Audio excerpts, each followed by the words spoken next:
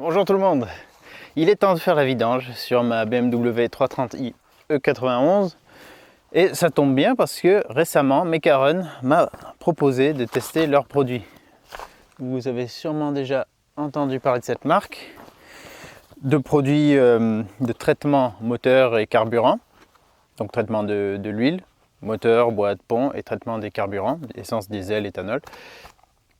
Peut-être même GPL, je suis plus sûr, il faut voir dans la doc. Donc bien sûr, à cette occasion, ça m'a intéressé. Je suis toujours curieux de découvrir de nouveaux produits. Je ne suis pas spécialement emballé par les additifs et les produits de traitement moteur. Je suis plutôt adepte de faire les entretiens fréquemment.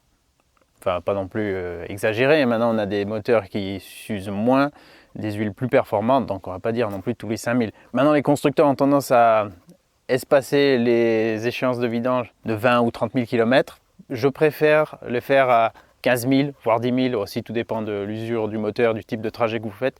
Mais moi, je préfère le faire un peu plus fréquemment et ne pas utiliser d'additifs plutôt que de me dire, allez, j'utilise des produits qui cumulent avec le prix de l'huile, du filtre et tout le bazar. Donc je me dis, voilà, question budget, ça ne m'intéresse pas trop. Et question efficacité des produits, j'en sais rien, donc je ne me prononce pas, mais je préfère miser sur un entretien régulier et sérieux. Mais en l'occurrence, je me suis quand même renseigné sur ces produits. En fait, je crois que j'ai déjà testé ces produits, enfin pas tous, mais certains de ces produits il y a longtemps. Donc j'ai tout de suite reconnu la marque. J'ai regardé un peu sur, bien sûr, Internet pour avoir un espèce d'aperçu des avis qu'on peut retrouver. J'ai parlé aussi à Mecaron directement parce que j'avais plusieurs questions à poser. Et finalement, ça m'a paru assez convaincant et j'ai voulu tester. Alors ça aurait été peut-être plus pertinent sur mon Iveco 35.8 diesel qui est juste derrière la caméra. Mais comme l'huile est toute neuve, que bon, je pourrais toujours faire ça dans une autre vidéo si ça vous intéresse. Mais là, vu que je dois faire la vidange, ça m'intéresse aussi. Bien que le moteur ait que 152 000 km, probablement pas spécifiquement usé, je l'entretiens assez bien, il ne consomme pas beaucoup d'huile. Mais voilà, tant qu'à faire, voyons voir si on peut améliorer un peu son rendement et lui faire une petite cure de jouvence. Alors comme je vous disais, il y a différents produits chez Mecaron et là je vais tester ce qu'ils appellent le pack premier. Donc c'est un pack traitement de l'huile, traitement du carburant avec deux produits, un qu'on va mettre entièrement dans un plein et un qu'on va remettre à chaque plein, une petite dose. Et en tout premier, Engine Flush qui est un nettoyant moteur pré-vidange. Là où je suis pas trop à l'aise avec ce genre de test, c'est que souvent c'est très subjectif. Autant je vais mettre un additif, je vais me dire ouais bon ça marche mieux ou voilà, enfin on sait pas trop. On a mis un truc donc on suppose que ça va mieux fonctionner et on peut manquer un peu d'objectivité à ce niveau. Donc pour que les résultats soient un minimum parlants, ce que je vais faire, c'est à chaque étape, à chaque produit, je vais essayer de voir s'il y a eu un impact. Donc globalement, ce qu'on va pouvoir voir, c'est est-ce que la voiture pollue plus ou moins qu'avant. Donc je l'ai déjà passé au contrôle technique, c'est ce que vous allez voir tout de suite. Voilà, alors là on est au contrôle technique. L'opérateur est en train de préparer pour prendre la première mesure. Comme ça on aura des valeurs de référence. Entre 2005 et 3000 tours. Tu vois, c'est sans accélérer. Là, maintenant je vais accélérer, de toute façon le contour est là.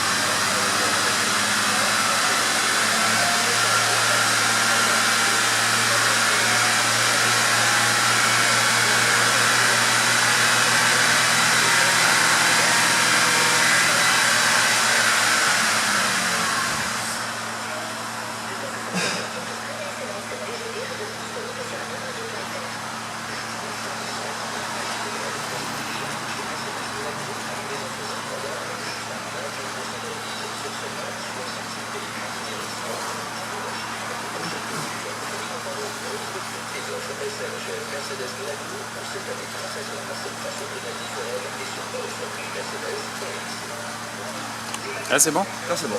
Et vous voyez qu'on a des valeurs qui sont vraiment basses, qui sont tout à fait dans les normes. Et bon, c'est vrai que c'est pas ultra pertinent comme je disais par rapport à un biodiesel par exemple, où on voit une différence plus flagrante.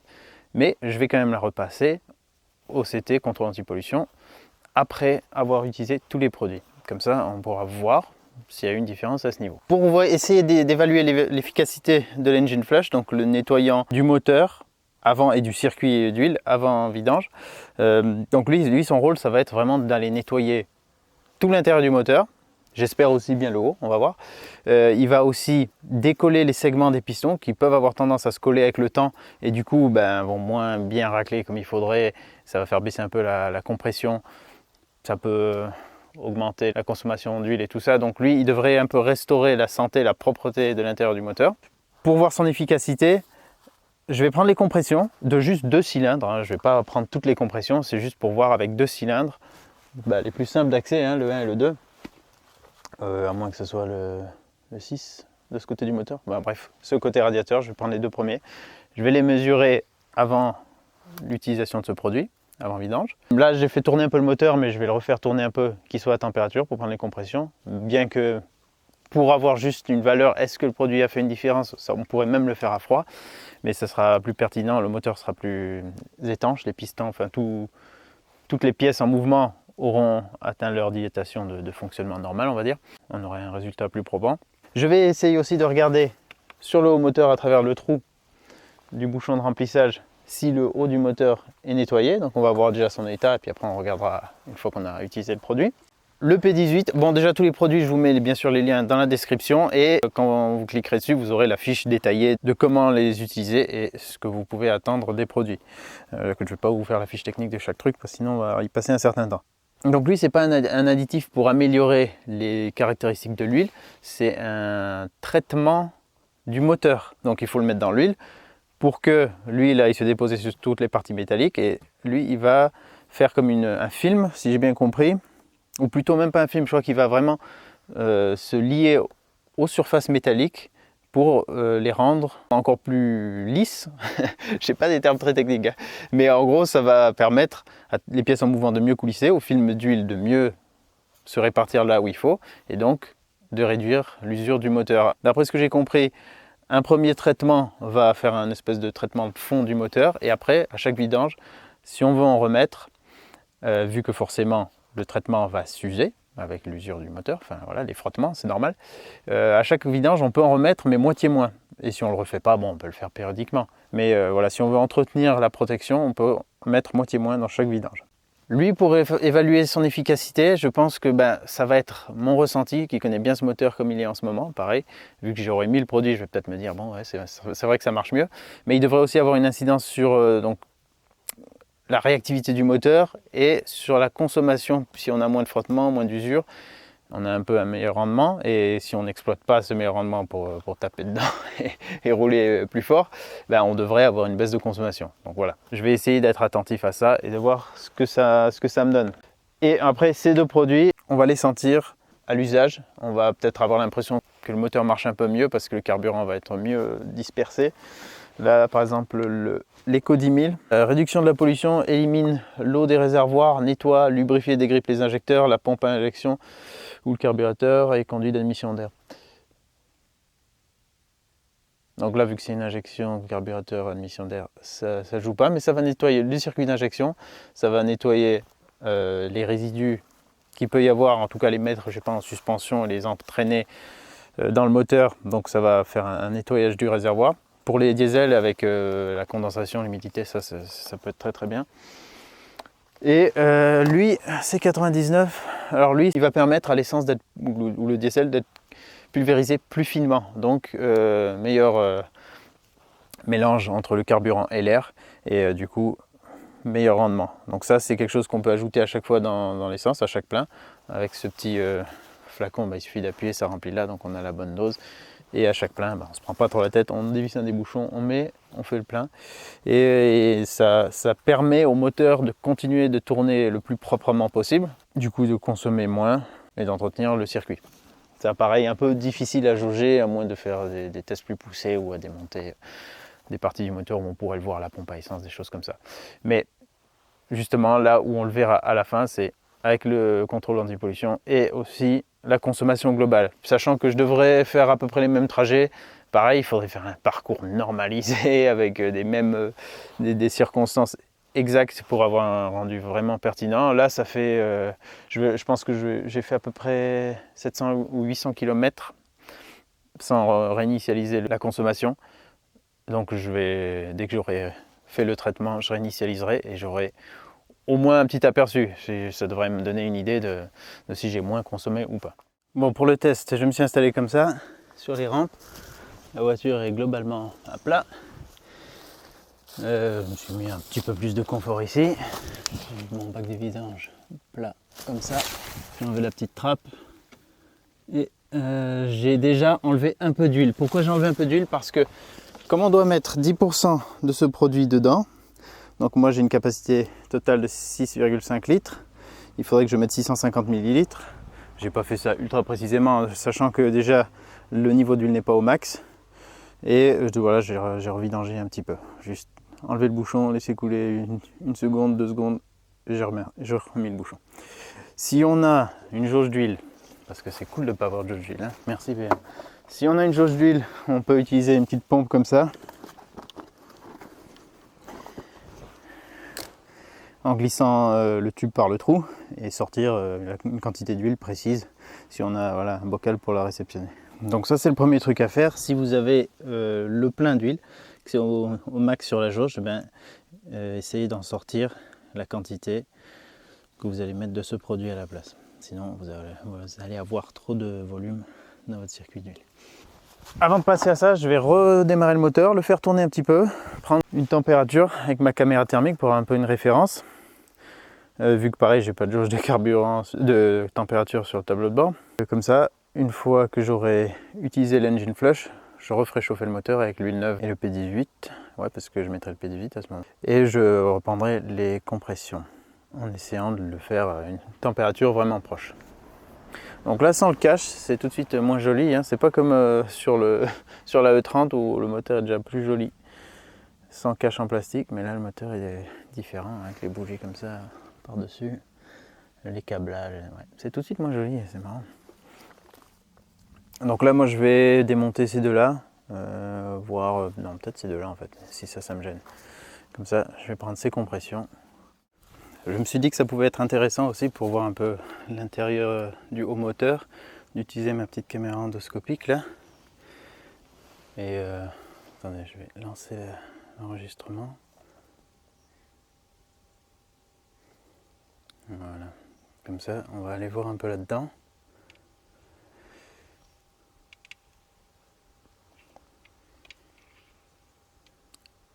C'est plus pour voir, voilà. Toutes les parties marron, c'est de l'huile, des dépôts d'huile, au fur et à mesure du temps. C'est quand même moins sale que dans la E30, même si elle a moins de kilomètres maintenant la E30. Mais ouais, ça je suis assez curieux. Bon, je ne vais pas aller très très loin. Par exemple, ce genre de vis, est-ce que... Oh, ce serait pas une vis de culasse là, en torque ça? Oh, toi tu vas pas casser toi quand même.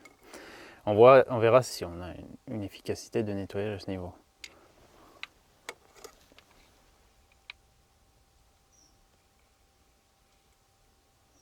Il y a des trucs écrits là-dedans.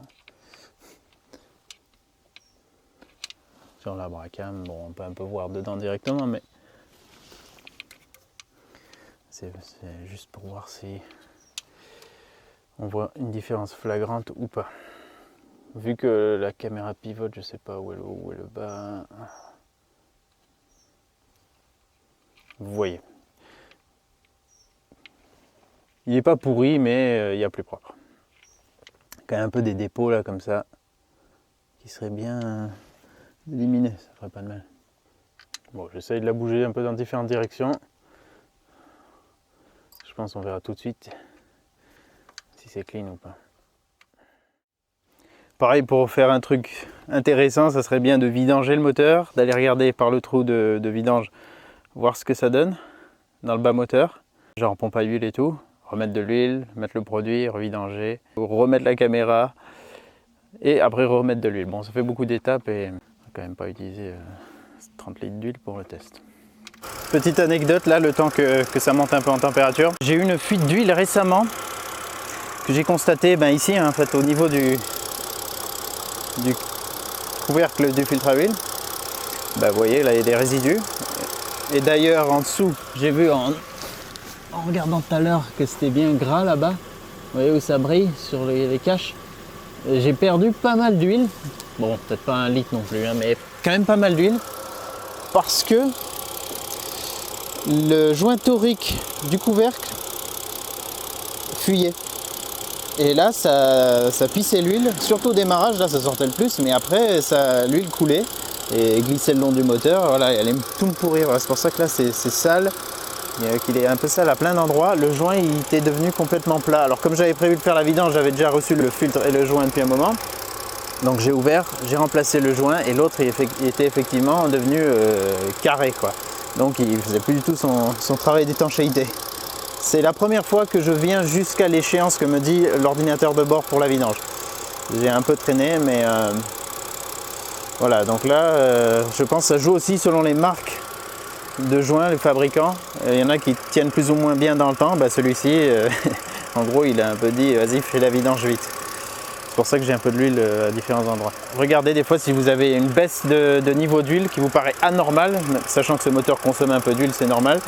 Mais si vous avez une baisse trop anormale, ouvrez le capot et regardez si ici ça ne coulerait pas. Pour voir un peu où on en est, je vais prendre la température sur le carter d'huile avec ma caméra thermique.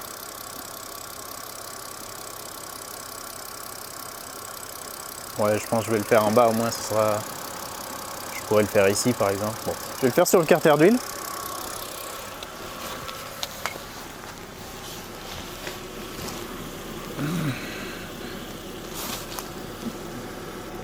Voilà, là l'huile elle est aux alentours de 57, enfin le carter est aux alentours de 57-58. Première chose à faire, je vais couper l'alimentation en carburant. Pour ça je vais enlever le fusible de la pompe à carburant, qui est le fusible numéro 40. Il est là-bas, c'est strictement impossible que je vous le montre en même temps que je l'extrais. Voilà, celui-là, juste en dessous de celui en 30, le jaune. Hop. Voilà, c'est bien lui. Je vais démarrer le moteur jusqu'à ce qu'il cale, pour qu'il n'y ait plus d'essence dans les cylindres et dans l'alimentation de carburant.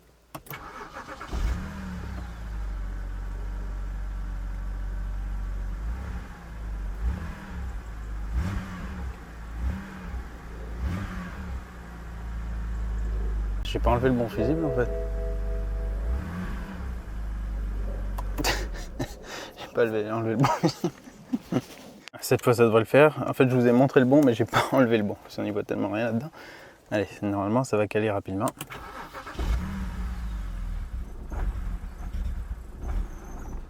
Voilà.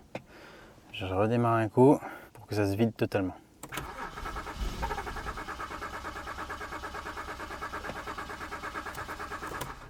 Voilà.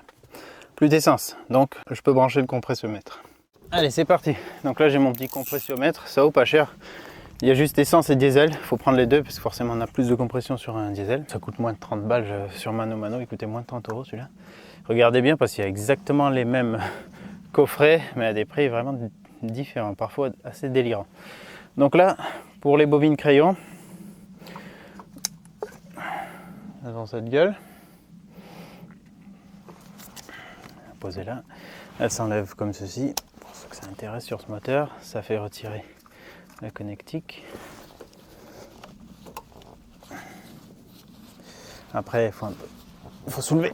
Elles sont assez bien enfoncées. C'est assez marrant quand on doit faire celle du fond là-bas. Donc ça, c'était celle-ci. Je vais la mettre là. Voilà. Alors pour un test de compression pertinent, il faudra enlever toutes les bougies bien sûr. Mais là je m'en fous, je suis pas en train de prendre les compressions du moteur. Je veux juste avoir une comparaison.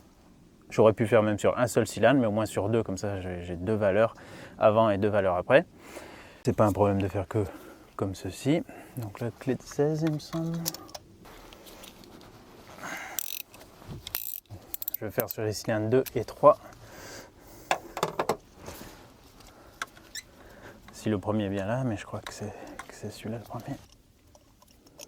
Je crois que je les avais changés à 60 000 les bougies, il me semble. Ça va être intéressant de voir la gueule qu'elles ont. Merci. Bon ben ça va, hein. Elles sont propres. Hein. Bougies iridium qui ont donc connu un peu d'éthanol, quelques milliers de kilomètres d'éthanol, sans modif. sont plutôt propres. Alors c'est l'embout, est-ce que c'est déjà le bon embout qui est en place? Ou il faut remettre? Première fois que je fais un test de compression. Toi t'es bien chaude, je vais te laisser ici. Donc en gros on a un manomètre, c'est tout bête. Un tube pour les brancher dessus et un embout avec un joint torique qu'on met dedans. Donc on ne serre pas extrêmement fort, c'est juste on met en pression le joint torique. Normalement on devrait pouvoir le faire, j'espère, directement comme ça. Faut pas le mettre trop en pression parce que si lui il reste coincé en bas, on risque d'être un petit peu emmerdé peut-être. Je vais peut-être même lui mettre un bout d'adhésif histoire qu'il ne se barre pas quand j'ai envie de le ressortir. Ça m'emmerderait ça. Voilà, avec un peu d'adhésif d'électricien, je suis un peu plus rassuré. Bah, après, il n'y a plus qu'à aller le mettre dessus. Bon. Ces puits de bougies sont particulièrement profonds.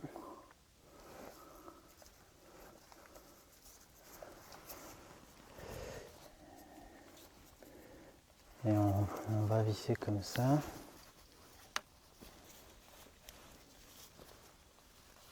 toute façon, on ne peut pas vraiment serrer. Hein. On peut pas vraiment serrer. Il faut juste espérer que le joint torique soit juste suffisamment étanche. Ensuite, je mets ça là-dessus.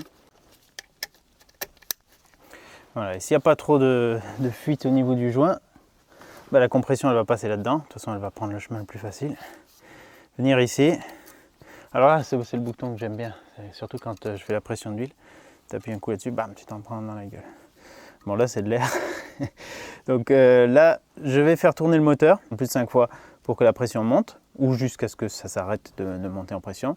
On lira la valeur, on la notera et après, on fera pareil avec après la vidange de l'engine flush. Bon, si le tube a été plus long, j'aurais pu regarder depuis l'habitacle, mais là c'est comme ça. Donc je vais faire environ 7 tours moteur et on verra ce que ça donne. Donc accélérateur à fond, hein, puis au plancher pour avoir vraiment l'ouverture d'admission d'air au max. Je vais essayer de compter. Bon, après, normalement, l'aiguille devrait s'arrêter quand elle atteint sa compression max. Donc, il vaut mieux en faire un peu plus qu'un peu moins.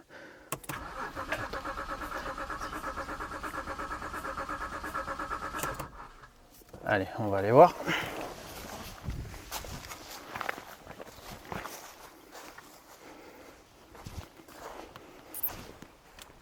On va appuyer sur le bouton. Voilà. 160 pile avec la précision de cette jauge qui n'est pas extrêmement précise. Là on est à 160. Une fois qu'on a fait ça, on peut libérer la pression. Voilà. Et je vais mettre dans le cylindre numéro 3. Cylindre 3 en place, j'appuie dessus, on est bien à 0.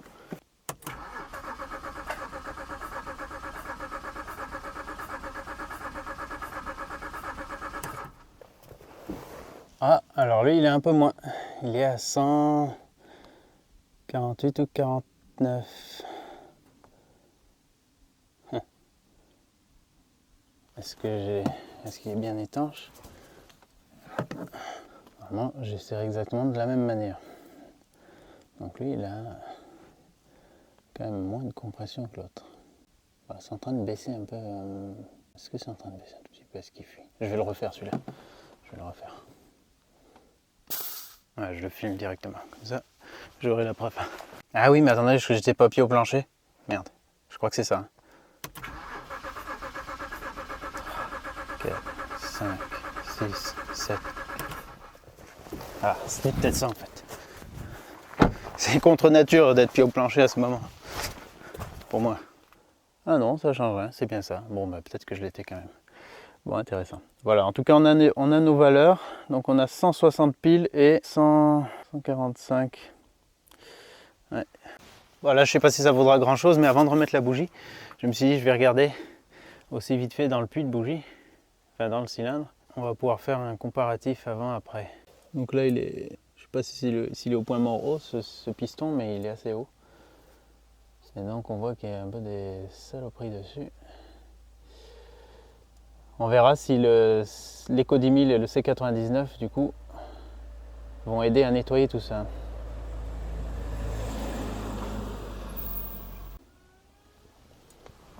Alors tout à l'heure je vous ai dit 10% par rapport au volume d'huile, mais en fait ouais, j'avais oublié, c'était moteur à essence 4 temps de moins de 150 000 km, 5% seulement d'engine flush. Donc là je suis plutôt dans ce cas là, je pense pas que le moteur est très encrassé. Donc je vais plutôt mettre allez 5%, on va dire que je pars sur 6 litres, je dois avoir 6 litres là dans le moteur, donc je vais mettre 300 ml. Donc voilà, je vais essayer, vu que là on peut pas voir le volume, je vais pas transvaser dans un machin rien pour voir le volume. Je vais mettre un peu plus que la moitié.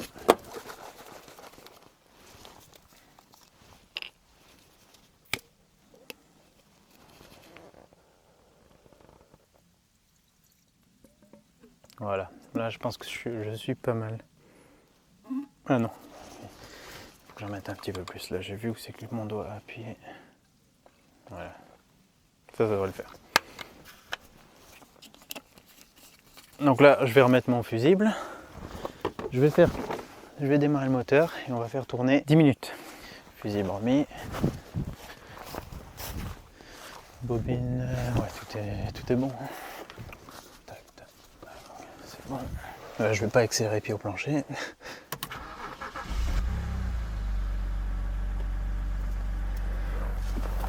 Et c'est parti pour le nettoyage. Alors, quelle heure est-il? 14h04.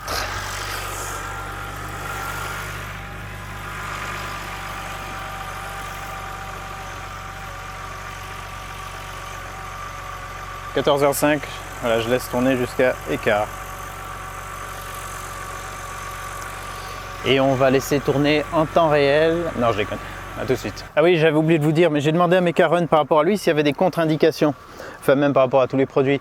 Alors, là où ça peut poser un problème, normalement, il n'y a pas spécialement de précautions à prendre. Mais sur un moteur usé, je ne vais même pas dire vieux, juste s'il est usé, et que la compression se fait par la crasse qu'a raclé le piston, les segments, si on utilise ça et que du coup ça décape tout, eh ben là ça va être problématique parce que le moteur va vraiment manquer de compression.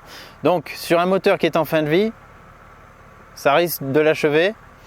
Donc ça c'est à savoir, mais en même temps ce n'était qu'une question de temps. Donc voilà, seule précaution si vous avez vraiment un moteur très kilométré qui vous semble un peu galéré et que vous dites je vais rétablir les compressions grâce à ça, peut-être que ça va le faire, mais peut-être aussi que ça va faire l'effet inverse et que votre moteur était trop usé pour encaisser un nettoyage. Voilà, je coupe. Et maintenant je vais tout simplement vider tout ça. Je vais juste regarder là par curiosité en premier.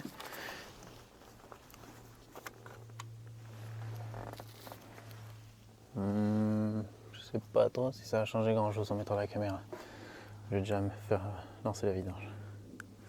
Après c'est vrai qu'il n'y a pas de pression ici, c'est pas comme si c'était un Karcher qui nettoie l'intérieur, donc c'est vrai que il n'y a peut-être pas de raison que ça puisse bien nettoyer. Je viens d'ouvrir et ben ça y est, c'est déjà presque terminé. Ça coule super vite, ça c'est le moins qu'on puisse dire. Ça rend l'huile vraiment extrêmement fluide, donc là ben, je laisse ce petit filet terminer de s'écouler, mais c'est allé super vite, plus vite que d'habitude quoi. La température équivalente on va dire. Allez, on va jeter un œil vite fait. Je sais pas si ça va donner grand chose dans le haut moteur, ça va pas tourner très longtemps non plus. Je vous laisse comparer, enfin je vous laisse juger si vous avez l'impression que c'est plus clean qu'avant ou pas. Je vais essayer de me faufiler un peu dans les mêmes endroits que tout à l'heure.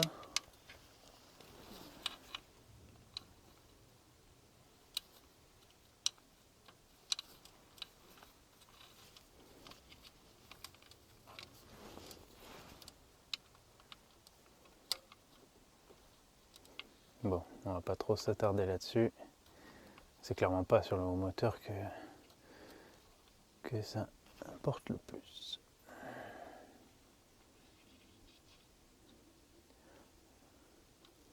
J'arrive pas trop à juger moi si ça a une action nettoyante. Faudrait que ça tourne plus longtemps quoi. Allez.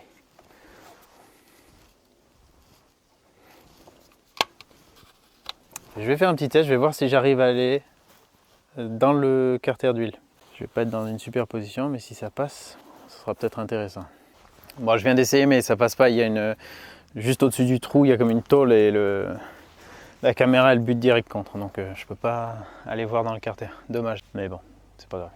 Là, je vais remplacer le filtre à huile maintenant. Il faut impérativement le faire après avoir utilisé ce produit parce qu'il va lever beaucoup de saleté. On peut voir que l'huile là, elle est quand même pas mal noire hein, pour une essence qui techniquement ne devrait pas être trop encrassée. Et le joint, vous voyez le joint dont je vous parlais qui fuyait? Il est vraiment une section rectangulaire maintenant, totalement aplatie. Alors que lui, il est bien bombé. C'est le neuf hein, qui a déjà été mis en place il y a quelques jours. C'était justement quand j'allais au contrôle technique pour faire la mesure de pollution que j'ai dû changer ça en vitesse tellement ça fuyait. Voilà, bon là j'ai enlevé le plus gros d'huile avec une seringue et après je vais pomper avec un vieux chiffon, remettre ça en place et mettre de l'huile neuve. Si ça vous intéresse aussi, moi j'achète depuis, ça va être la 6e vidange que je fais avec la Fuchs Titan GT1 XTL technologie. Voilà, j'achète en bidon de 20 litres, ça revient du coup pas cher au litre. Je suis pas fan de mettre de la Castrol Edge juste pour mettre de la Castrol Edge, coûte vachement cher et puis celle-ci elle va très bien, je consomme quasiment pas d'huile. Donc voilà, je suis content, je voulais aussi faire ce test sur la durée pour voir. Et quelque part j'avais lu sur un forum quelqu'un qui disait qu'un moteur aime bien rouler toujours avec la même huile. Alors j'en sais rien du tout, je sais pas du tout si c'est vrai, si ça joue ou quoi, mais ça m'est resté en tête et je me suis dit bon allez, tant qu'à faire, bon rapport qualité-prix, une bonne qualité d'huile. Du coup maintenant je mets ça à chaque fois depuis quelques années sur voilà, la 6e vidange, 5e ou 6e, je suis plus sûr. Mais pareil, ça me donnera un peu un meilleur retour par rapport à cette huile et comment mon moteur se comporte avec. Pas très scientifique tout ça, mais bon. Voilà, remplissage terminé. C'est un petit peu lourd de remplir avec ça. Bon, avec un entonnoir, ça va, on s'en sort. En fait, j'avais la flemme, entre guillemets, d'utiliser la petite pompe parce que comme elle tourne à 0,2 litres par minute, pour mettre 2 litres, ça fait déjà 10 minutes. Donc voilà, j'ai préféré faire comme ça, c'est un peu plus physique, mais ça va plus vite. J'ai pas mis de P18 encore, j'ai mis 5 litres et demi d'huile. Ce que je veux faire, c'est faire tourner 10 minutes pour que l'huile chauffe là, enfin environ 10 minutes, que l'huile monte en température. Faire mes tests de compression, comme ça j'aurai un premier rendu. Ensuite, remettre environ 1 litre d'huile avec le P18. Enfin du coup, je ne mettrai pas 1 litre d'huile puisque je dois mettre moi 4% du volume d'huile. Donc pour 6 litres 5, ça me fait 0,26, 260 ml. Donc voilà, je mettrai 260 ml dans le restant d'huile et je referai tourner. Je ne sais pas s'il faut beaucoup de temps ou quoi pour que le produit aille partout et commence à durcir la surface ou à faire corps avec les surfaces métalliques. Mais voilà, du coup comme ça je ferai un autre test de compression après avec le P18. Et au moins j'isole les cas, parce que là si je mets le P18 maintenant, bah, je ne saurais pas trop si c'est lui ou l'engine flush qui remonte les compressions, probablement un peu les deux. Donc là, on va voir. Peut-être que ça va rien changer. Toujours est-il que je vais la faire tourner à nouveau. Déjà une bonne huile, ça lui fait du bien. Je la laisse monter en température comme ça. Je remesurerai avec le pistolet thermique, je crois que c'était 57-58. Sur carter d'huile et puis à ce moment là je ferai mon premier test de compression sans P18 encore. Allez, à tout de suite. Voilà, cette fois je suis monté un peu plus haut en température. Ah non, ça va. J'ai juste regardé tout à l'heure quand le moteur tournait. Non, je suis quasiment à la même température en fait, ça va. Ouais, donc je vais faire le test de compression. Allez, on teste le cylindre 2. 1, 2, 3, 4, 5, 6, 7. 150. Bon alors soit j'ai pas fait 1 ou 2 tours suffisants. C'est bizarre, mais là on est à 148. Allez, je reteste. 3, 4, 5, 6, 7. Allez, je crois que j'en ai fait 8 là. Bah ouais, pareil. Juste en dessous de 150. Bizarre. Bizarre. Bon. Je vais tester sur l'autre cylindre du coup pour voir. Voilà, je suis sur le deuxième cylindre, le troisième cylindre, pardon. Là, on va tester. Il était aux alentours de 145. On va voir ce que ça donne pour lui. 1, 2, 3, 4, 5, 6, 7, 8. Ça, je crois que le joint torique n'appuie pas assez. Mais j'arrive pas à serrer avec ce tube. C'est que partiellement pratique. Bon, sinon, 150. 148, il chute un chouïa. Bah, c'est un tout petit peu mieux qu'avant. Bah bon, quasiment identique. En tout cas, maintenant, les deux cylindres sont au même niveau. Intéressant. Bon, je ne vais pas le refaire là encore. Je pense que ça va me donner exactement pareil. Alors, est-ce que ça aussi, c'est un bon signe que les compressions soient équitables? Là, on a toutes les deux sur 150, 140, 148, 150, alors qu'avant, on était à 160, 145. Donc, c'est peut-être bon signe. Peut-être qu'il y a un cylindre dont les segments ou qu'il y avait de la saleté, je sais pas, qui augmentait la compression. Bref, je sais pas trop vous dire.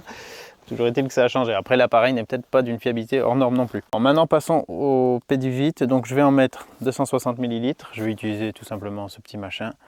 Je vais mettre 5 x 50 ml et 1 x 10 ml directement là.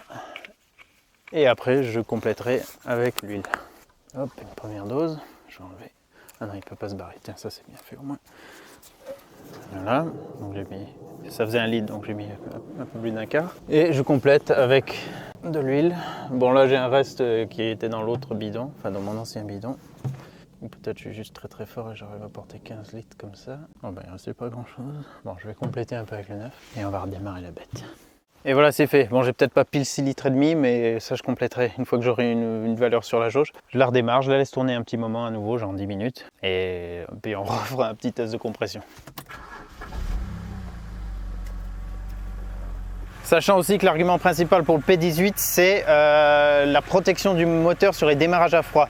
Tous les moteurs, c'est à ce moment-là qui s'usent le plus parce que le film d'huile est redescendu, les températures ne sont pas montées, donc toutes les pièces ne sont pas parfaitement ajustées comme quand le moteur fonctionne à sa température idéale. Donc c'est là qu'on a le plus d'usure et son but, c'est de pallier ces problèmes le temps que le moteur monte en température. Bien sûr, après, il continue d'assurer une protection, mais c'est surtout ça le gros intérêt. Normalement, on devrait voir après un démarrage, si par exemple votre moteur prenait un petit temps à démarrer, là, il devrait démarrer plus au quart de tour.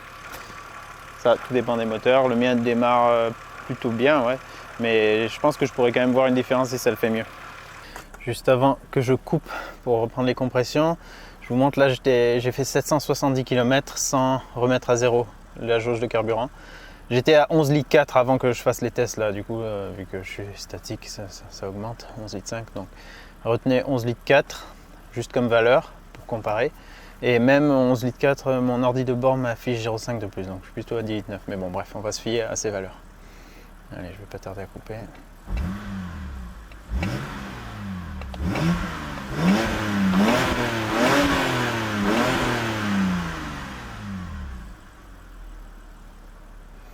Ouais, je vous montre ça aussi parce que je vais remettre à zéro pour pouvoir remettre à jour le témoin de vidange.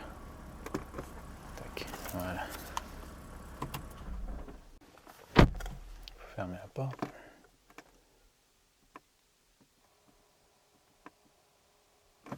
Voilà.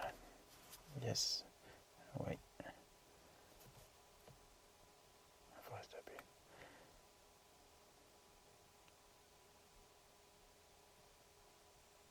C'est bon, 25 000. 25 000. Il me dit pour 1 an. 2000. Non, pour 2 ans. Voilà, allez, allons reprendre ces compressions. Allez, cylindre 2, on met ça. 5, 6, 7, 8. Un poil au-dessus de 150. Cette fois, ouais, un chouïa au-dessus.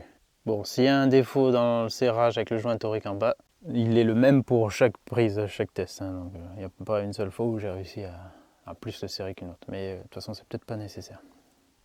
Donc là on a un tout petit peu plus de compression, on va voir avec le cylindre 3. Allez, 6e et dernière mesure pour le cylindre 3. Alors, lui il était remonté un chouïa, 150. 4, 5, 6, 7, 8. Ah mince, il s'est cassé la figure. Non.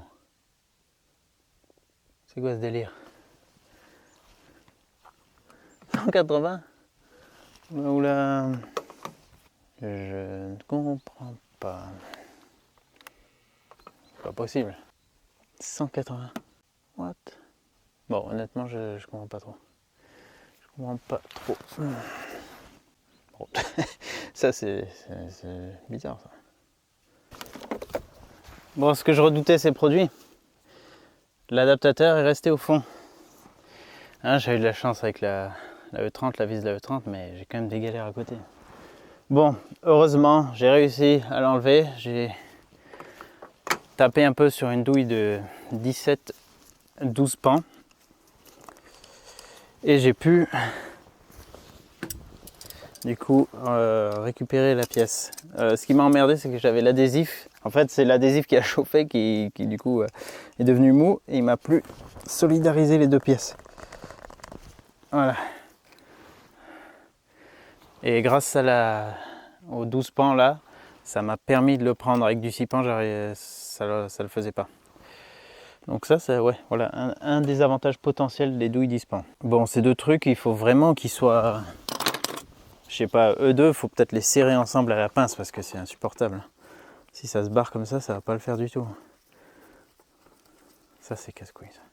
Ouais, ça, ils le disent pas dans le mode d'emploi, ils disent serrer à la main, mais ils parlent pas de l'adaptateur, comment le mettre. Donc lui, je vais le serrer à la pince parce que quelle merde quand ça se coince. Je vais juste reprendre la pression, la compression du cylindre d'à côté et serrer un peu plus. Lui, je l'avais peut-être un peu plus serré, je sais pas, c'est bizarre. Vu que c'est la première fois que je fais ça aussi, je fais peut-être pas ça tip top comme il faudrait. Donc lui, j'étais à 150, un peu plus que 150, mais l'autre 180 quand même, ça me fait bizarre. 2, 3, 4, 5, 6, 7, 8. Ah oui, d'accord. 192, 193 environ. Bon. Faut que je regarde quand même les valeurs d'origine, ce qu'elles sont censées être. Ça me donnera un peu un repère par rapport à ce que j'ai trouvé comme valeur. Allez, là il commence à faire sombre, je vais remballer. Et du coup, dans la suite, quand il fera jour, je m'occuperai de ces deux produits. Mais pour ça, il faut que je prévoie de rouler un peu après.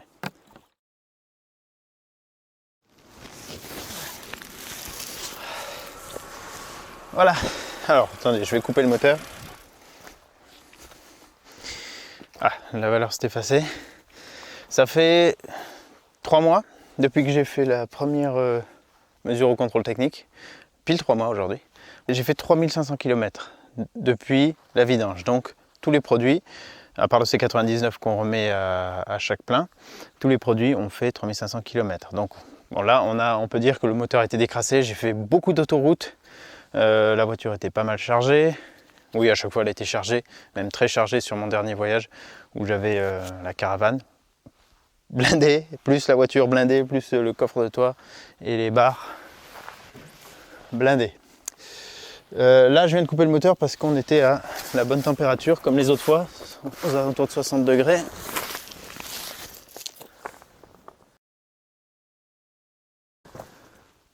Bon, je ne sais pas si vous avez eu le temps de voir, mais on était à 61. Donc là on va être à la bonne température pour être sur le même, sur les mêmes mesures. On va reprendre les compressions par curiosité pour voir ce que ça donne, si tous les produits ont eu encore un effet avec le temps. Donc en premier, je vais reprendre les compressions, je vais regarder dans les cylindres, voir si on voit une différence sur les pistons. Et après je vous montre le résultat du contrôle technique et je vous donnerai mon ressenti si j'ai remarqué quelque chose en termes de comportement moteur. Allez, on commence par les compressions. Alors, les cylindres 2, on va voir. Ah mince, je ne suis pas resté appuyé. 1, 2, 3, 4, 5, 6, 7, 8. Bon, jeter le pied au plancher comme il faut. 180. Ça va pas bouger à ce niveau. Ouais, juste avant de le remonter, je vous montre l'aspect de la bougie. Voilà. Pareil là, je peux pas dire si elle a l'air plus propre qu'avant. Je dirais que c'est un peu pareil, il faudrait comparer juste avec les images d'avant. L'autre bougie à sa dial, la 3.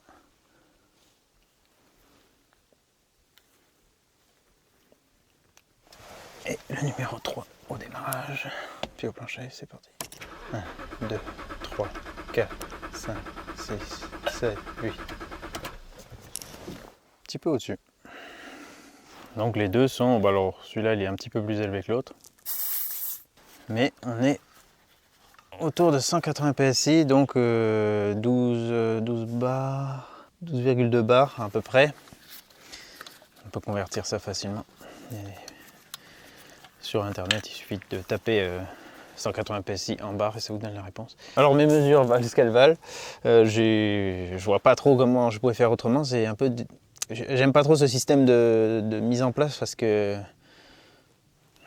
ça me paraît pas parfaitement étanche. Donc voilà, peut-être ça joue un petit peu. Bon, toujours est-il qu'on a quand même eu des valeurs avant qui étaient autour de 10 bars, 150 PSI. Et là, dès l'utilisation du P18, après son petit temps de mise en place, entre guillemets, on est monté à 180 PSI. Et je vois que 3500 km plus tard, on est toujours dans ces valeurs. Donc il a eu une efficacité immédiate. Et les produits C99 et Eco 10 000 n'ont pas changé quelque chose à ce niveau. Bon, c'est un peu logique, ils sont dans le carburant, donc il n'y a pas de raison qu'ils augmentent la compression. C'est plus le rôle du P18 et de l'engine flush quand il nettoie tout le circuit.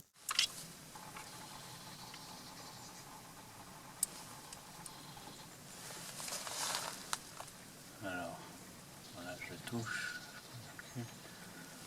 Je ne sais pas trop. Faudrait que je compare les images. J'ai l'impression qu'il y a une partie qui est un peu plus clean, mais je ne sais pas. Faut pas vraiment me prononcer. Faudrait voir au bout de, je sais pas moi, 15 000, 20 000 km peut-être, pour pouvoir évaluer s'il y a eu une action un peu nettoyante de l'Eco 10 000 et du C99. Voilà, bon là, je peux pas vraiment vous montrer mieux que ça. Sur la consommation, malheureusement, j'ai pas pu faire un comparatif. J'ai roulé dans des conditions, en fait, après avoir fait le traitement, j'ai dû installer les barres de toit et le coffre de toit pour partir en famille aux fêtes de Noël. Et du coup, bah, déjà, ça fausse pas mal entre le poids et le coefficient aérodynamique augmenté avec les barres de toit et le coffre de toit. Ça joue sur la conso. Ensuite, après, j'ai roulé sur des trajets différents. J'ai fait beaucoup d'autoroutes et de routes départementales, mais très droites. Voilà, sans virage, juste quelques montées descentes, mais voilà, très droite dans le centre de la France. Donc voilà, ça change de mes routes ici, montagne et ville.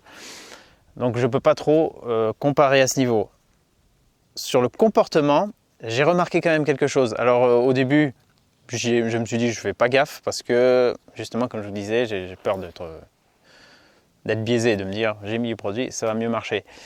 Par contre, j'ai été surpris de la trouver plus souple. Enfin, elle avait gagné suffisamment de souplesse pour que ça me surprenne. Donc c'est léger. Pour vous donner un comparatif, pareil, c'est que mon ressenti qui parle. Hein. Elle est reprogrammée. D'origine, elle est à 258 chevaux, fiche technique. Elle faisait, si je ne m'abuse, 254 au premier passage au banc. Maintenant, elle fait 274. Et cette différence après reprogrammation, je l'ai senti. Voilà. Déjà que c'était un moteur très souple, assez puissant, assez coupleux et ouais, vraiment très très souple, c'est ce qui le caractérise bien. Donc on est facilement en 6e à 50, tranquille. Et bien là, le ressenti que j'ai eu, c'est pas autant qu'avec la reprog, mais presque. J'ai encore gagné en souplesse. Donc c'est assez génial. J'ai trouvé ça vraiment étonnant. Je l'ai bien remarqué aussi avec la Caravane, hein, qui était chargée à bloc. J'ai remarqué que je pouvais rester facilement dans un rapport élevé, même à basse vitesse, et avoir des reprises. Mais c'est vraiment en roulant sur le couple que j'ai ressenti ça. C'est pas dans les tours, parce que là on a le bruit, on a un peu l'adrénaline et tout. Voilà, c'est pas sur une sortie de péage qu'on se dit ah ouais ça marche mieux. C'est vraiment quand j'étais genre en 6e, je pourrais éventuellement m'apprêter à repartir en 5e, à 40, 50 à l'heure, même des fois 40. Ah, et non, là je me surprends à ce qu'elle reparte avec une souplesse incroyable. Donc j'ai gagné un petit peu à ce niveau. Bien sûr, j'ai pas un nouveau passage au banc pour attester de ça, mais ça serait intéressant. Gaillard, le bricoleur, lui, il a testé ça sur un autre véhicule, mais il a fait un passage au banc avant-après et il a noté une différence de puissance et de couple. Donc voilà, c'est sûr, quand on a tout l'équipement sous la main, c'est là qu'on peut faire des tests très intéressants. Pareil, il faut que les conditions atmosphériques soient les mêmes, hein, température, hygrométrie, ou en tout cas proches, pour qu'on puisse avoir vraiment des valeurs de référence. Mais j'ai ressenti un petit quelque chose à ce niveau et c'est pas dans mon imaginaire. Je peux l'affirmer parce que je connais vraiment bien ce moteur. Et au contrôle technique, 3 mois plus tard, avec environ 3500 km de plus,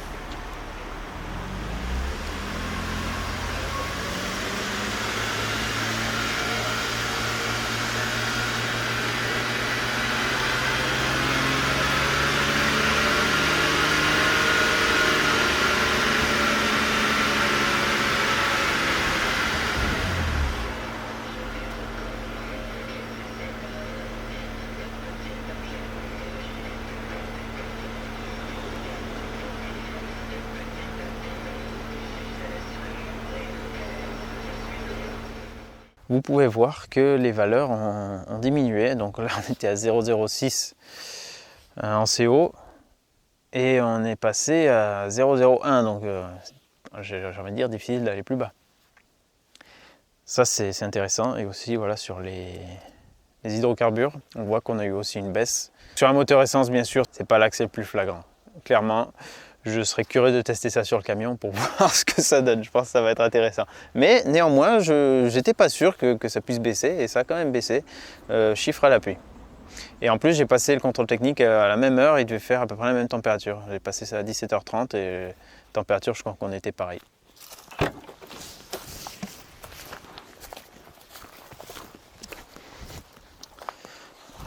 Donc bien sûr, au premier plein, j'avais mis l'Eco 10 000 entièrement.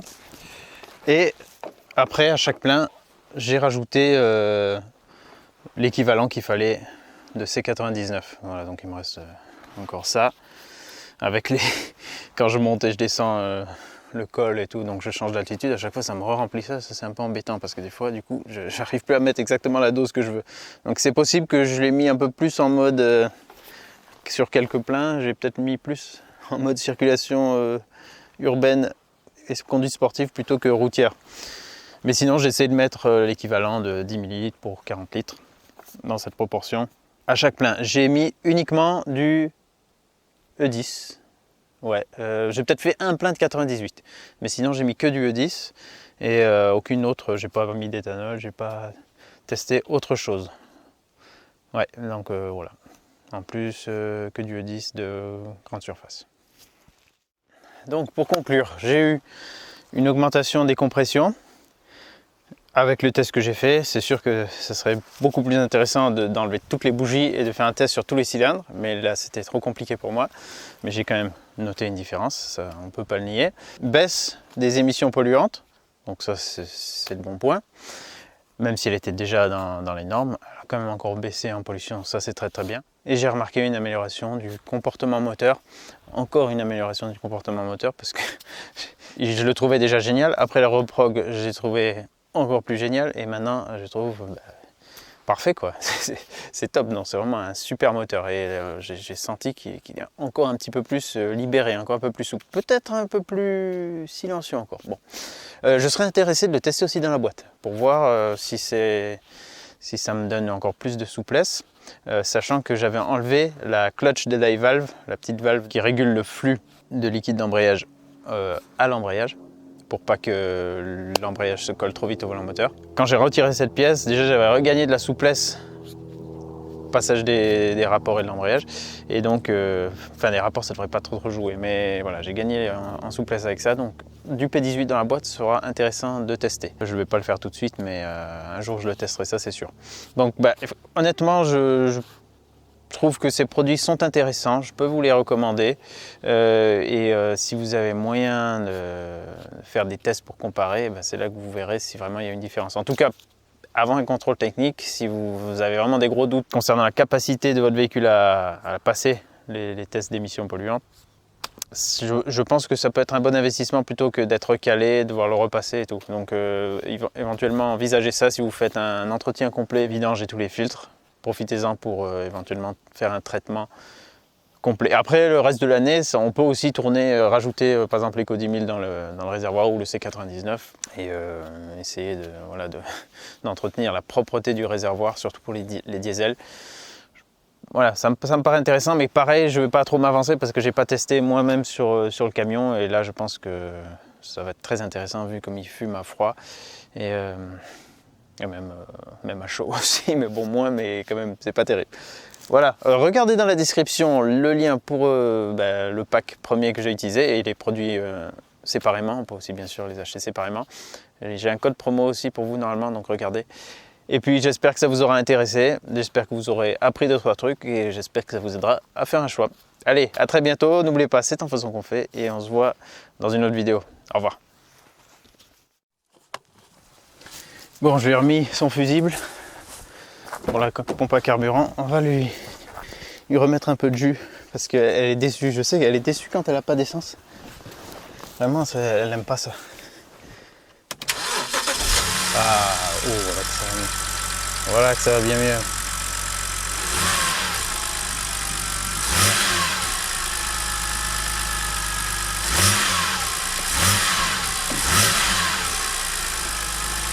Vous voyez comment il est content. Bon, ça n'a rien à voir. C'est les phares qui sont pas contents. Les phares directionnels qui sont pas contents. Quand elle dit ça, c'est qu'elle est contente. Attendez, je veux juste voir si... Je veux quand même être sûr qu'elle soit vraiment contente.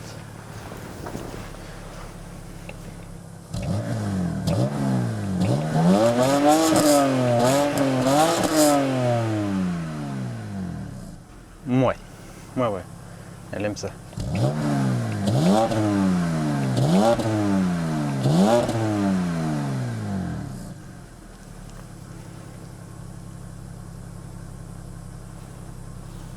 Vivement que j'enlève les barres de toit, le coffre de toit, et que je la vide complètement, et que je puisse un peu lui dégourdir les pattes comme il faut.